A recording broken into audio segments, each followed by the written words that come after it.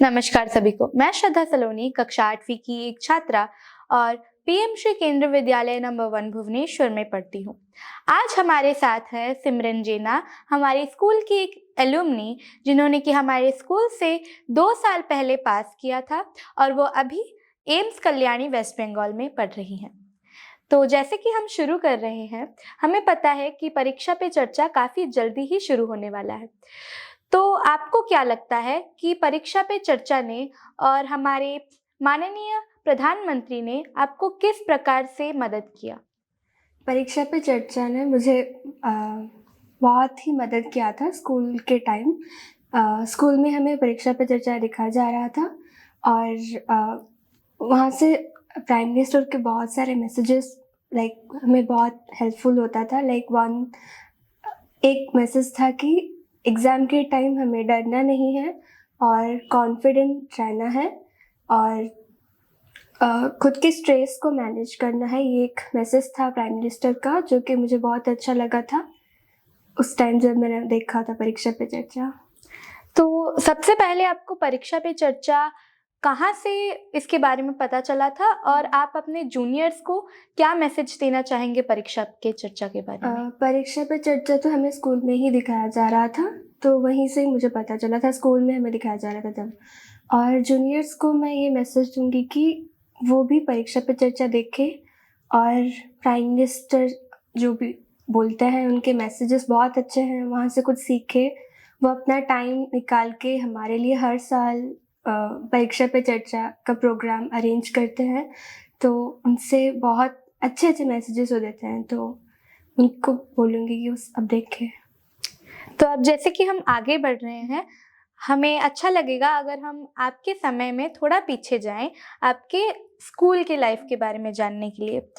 तो सबसे पहले मैं ये पूछना चाहूँगी कि आप अपने स्कूल लाइफ में एक कैसे छात्र थे और आपको स्कूल की ऐसी कौन-सी मेमोरीज़ है जो कि आपके दिल के बहुत पास है? स्कूल में तो टीचर्स एंड फ्रेंड्स बहुत ही अच्छे थे और मैं जब भी कोई प्रॉब्लम्स होता था, डाउट्स होते थे तो टीचर्स के पास जाती थी और वो जो भी बोलते थे सब उनको सुनती थी और उनको फॉलो करने की कोशिश करती थी। मेरे सारे टीचर्स अच्छे थे, तनुजा मैम केमिस्ट्री टीचर हैं, फिज़िक्स के teacher Ilim Sahu sir, Pallavi ma'am और प्रदीप सर, वो सब लोग सपोर्ट किए थे। कुछ भी डाउट होता था तो उनसे पूछती थी एंड जो भी बताते थे उनको फॉलो करती थी एंड इवन आफ्टर पास करने के बाद भी, स्कूल से आने के बाद भी उनसे टच में रहती थी और वो लोग मोटिवेट करते थे। फ्रेंड्स भी अच्छे थे, फ्रेंड्स लोगों के साथ भी बातें करती थी और वो भी सपोर्ट करते थे। आपको क्या लगता है कि हमारे विद्यालय के माननीय प्रिंसिपल सर ने आपके ज़िंदगी में क्या रोल निभाया है? सर केमिस्ट्री के कुछ मैं केमिस्ट्री में थोड़ा इनिशियली वीक थी, तो सर केमिस्ट्री के ऐसे शीट्स बना के दिए थे हमें जिसमें कि बहुत सारे क्वेश्चंस थे।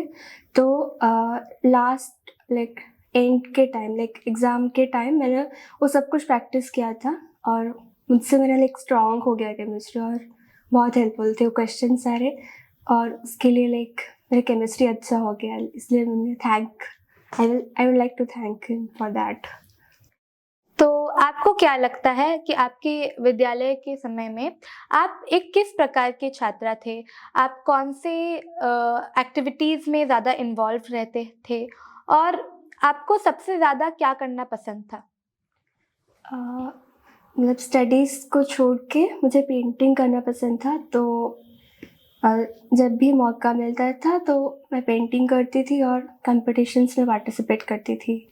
ड्राइंग कॉम्पिटिशन हो गया तो उसमें। नीट की प्रिपरेशन के लिए आपको सबसे पहले कब इस बात का आपको सोच आया कि मुझे डॉक्टर बनना है, मुझे नीट की प्रिपरेशन करनी चाहिए? वैसे तो बचपन से ही मन था डॉक्टर बनने का, बट नीट के बारे में पता चला जब मैं 7th या फिर 8th क्लास में थी, तब से पता चला एंड फिर मैंने प्रिपरेशन अपने 11th स्टैंडर्ड से स्टार्ट की। तो आपको ऐसा कोई समय आया जब आपको बहुत कठिनाइयाँ आई और आपको लगा कि आपको स्ट्रेस्ड फ़ील हुआ? और अगर हाँ, तो आपने उस समय को कैसे ओवरकम किया?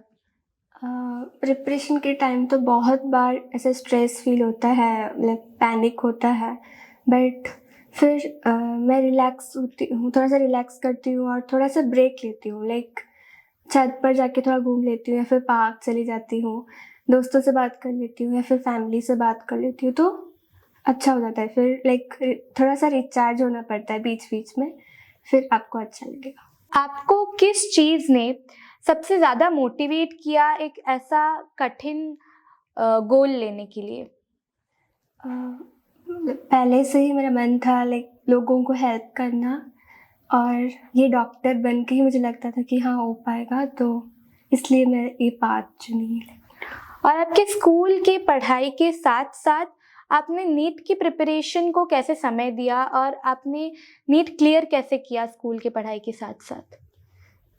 स्कूल नीट में एमसीक्यूज़ आता है, it is multiple choice questions, और स्कूल में हमें थ्योरी लिखना पड़ता है, तो और सिलेबस दोनों में ही सेम होता है। स्कूल, नीट दोनों का सिलेबस सेम होता है, तो उसमें ज़्यादा दिक्कत नहीं आती है, बट राइटिंग जो होता है स्कूल का, उसे हमें थोड़ा उसे एक्स्ट्रा प्रैक्टिस की, और वो स्कूल के एग्ज़ाम के साथ ही हो जाता था। लाइक स्कूल में बहुत सारे टेस्ट होता है, तो हर मॉक जो टेस्ट होता था, उससे हो जाता था स्कूल का एग्ज़ाम। और नीट के लिए भी मैं एमसीक्यूज़ और मॉक टेस्ट देती रहती थी, तो नीट का प्रिपरेशन उसके साथ हो रहा था। और बात करते हैं अभी कि आपका जो स्टडी रूटीन था वो कैसा था? आपका क्या कोई फिक्स स्टडी रूटीन था या फिर आप कितना समय देती थी पढ़ाई के लिए? अ, मेरा ऐसा कुछ फिक्स स्टडी रूटीन नहीं था, लाइक कि मुझे 10 घंटा 12 घंटा पढ़ना है। मैं हर दिन अपना एक गोल फिक्स करती थी कि मुझे इस सब्जेक्ट में मुझे इतना ही पढ़ना है आज, तो वो जब कंप्लीट हो जाता था तो फिर मेरा हो जाता था। लाइक मैं फ़ोकस उसी में ही करती थी कि हर दिन मुझे हर सब्जेक्ट में कितना पढ़ना है, नॉट कि हर सब्जेक्ट को मुझे कितना टाइम देना है। मेरा उस टाइप का था। और आपकी तरह जो बड़े-बड़े सपने देखते हैं, हमारे स्कूल के जो स्टूडेंट्स हैं, उनके लिए आप क्या मैसेज देना चाहेंगी? स्कूल के स्टूडेंट्स को मैं ये मैसेज देना चाहूँगी कि आप कंसिस्टेंटली पढ़ते रहिए और अपने ड्रीम्स को फॉलो कीजिए, चाहे कुछ भी हो, आप उन्हें फॉलो कीजिए। वही। तो इतने कठिन परिश्रम और प्रिपरेशन के बाद एम्स में जाना एक बहुत बड़ा चेंज रहा होगा। तो आपको क्या लगता है कि एम्स की ज़िंदगी और आपके स्कूल की ज़िंदगी कैसे अलग थी? और आपको सबसे ज़्यादा सरप्राइज़्ड किस बात पे लगा वहाँ पे पहुँच के? एम्स में जाने के बाद फ़र्स्ट ऑफ़ ऑल कंपटीशन तो बहुत इंक्रीज़ हो गया, बिकॉज़ वहाँ बच्चे, मतलब वहाँ सारे ही अच्छे बच्चे हैं और सब अच्छे हैं पढ़ने में। और वहाँ फिर हमारा सिलेबस लाइक बहुत ही चेंज होता है। लाइक हम जितना 12th तक जैसे पढ़ते थे, वहाँ से बहुत ही अलग है। वहाँ पे जाके जो सब्जेक्ट्स हैं, वो सब कुछ अलग ही है। तो ये तो मेजर चेंज है एम्स में जाके। और एक बात है कि हम जितना स्ट्रेस लेते थे 12th तक, उतना स्ट्रेस नहीं है, बट स्टिल है स्ट्रेस। वही है। तो इसके बाद आपको क्या लगता है कि आप फ्यूचर में आपके और भी क्या सपने रहेंगे?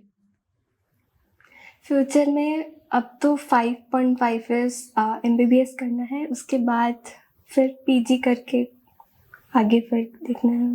यही है। अभी जैसा कि हम जानते हैं कि आजकल सोशल मीडिया की ज़िंदगी में सब कोई घुसा हुआ है। आजकल के विद्यार्थी भी हमेशा सोशल मीडिया में ही लगे रहते हैं। तो इस बात पे आपको क्या लगता है कि सोशल मीडिया हमारे लिए हानिकारक है या यूज़फुल है? और किसी भी बड़े चीज़ की तैयारी करने के लिए, पढ़ाई करने के लिए क्या हमें सोशल मीडिया में रहना चाहिए या नहीं? सोशल मीडिया हानिकारक भी है एंड यूज़फुल भी है, डिपेंड करता है कि हम उसे कैसे लेते हैं। तो जैसे कि मैं ज़्यादा यूज़ नहीं करती थी, लाइक इंस्टाग्राम एंड फेसबुक, ये तो था नहीं मेरा ड्यूरिंग प्रिपरेशन। और यूट्यूब, लाइक इन दोनों से हमें थोड़ा लाइक दूर रहना ही पड़ेगा ड्यूरिंग प्रिपरेशन। एंड यूट्यूब से हम पढ़ सकते हैं थोड़ा बहुत, अगर कुछ डाउट आता है तो कभी कभी हम यूट्यूब से पढ़ सकते हैं, बट कम्प्लीटली उसमें रिलाई करना भी अच्छी बात नहीं है। थोड़ा मोटिवेशन कभी कभी देख लिया वीडियोस एंड ऑल, ठीक है, बट ज़्यादा हम उसमें रिलाई नहीं कर सकते। तो मोस्टली हमें सोशल मीडिया से थोड़ा बच के रहना है।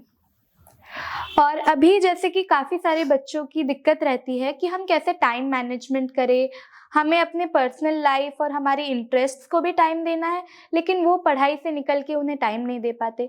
तो आपको क्या लगता है कि आपके एकेडमिक्स के साथ आप अपने इंटरेस्ट्स, अपने पर्सनल लाइफ को कैसे मैनेज करते हैं? हाँ, ये बहुत इम्पोर्टेंट है कि हम एकेडमिक लाइफ के साथ अपने पर्सनल इंटरेस्ट को भी मैनेज करें। जैसे कि मुझे पेंटिंग पसंद था, तो फिर ऐसा नहीं कि मैं बस पढ़ती ही रहती थी। जब मुझे टाइम मिलता था, मैं पेंट करती थी। इससे मुझे मेरे माइंड को थोड़ा फ्रेश करने के लिए या फिर रिफ़्रेश करने के लिए हेल्प करता था और रिलैक्स होने के लिए।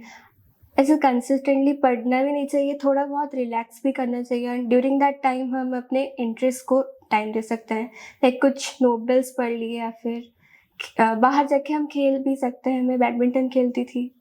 खेल तो आपके साथ समय बिता के हमें बहुत अच्छा लगा और आपने जो आपके बहुत ज़्यादा मोटिवेटिंग और इंस्पायरिंग वर्ड्स कहे हमें, उससे हम सभी को बहुत ज़्यादा हेल्प मिलेगी। धन्यवाद।